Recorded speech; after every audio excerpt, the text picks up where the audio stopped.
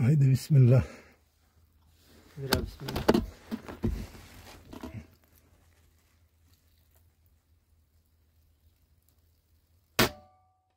Bir.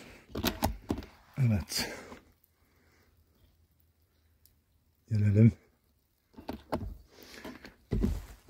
12 kalibre mavi boş kova.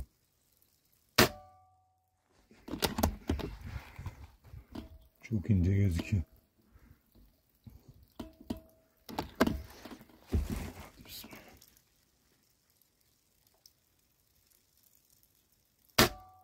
Of be! Gitti. Geldik 20 kalibreye.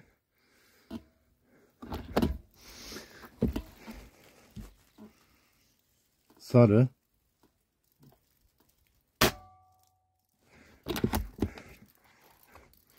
Havamız azaldı. Ve tüpümüz maalesef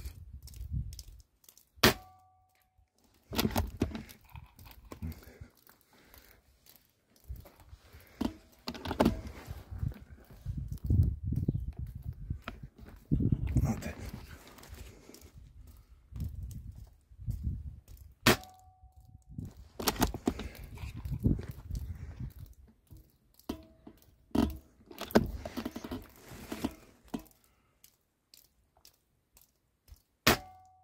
Evet. O da gitti, gördün mü? Şimdi geldik 308'lere. Gözükmüyor bile.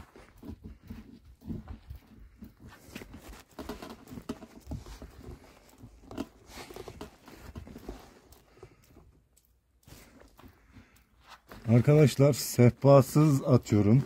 Atış yastığım da yok. Unutmuşum. Normal sırt çantasını koydum kabzanın altına.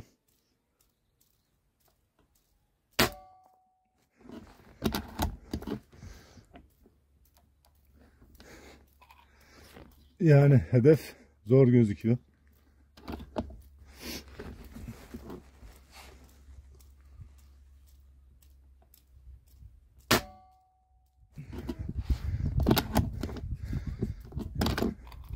Çok hassas atışlar.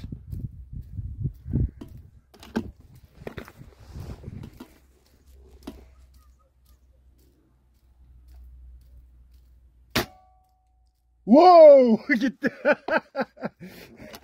İşte tüfek bu ya.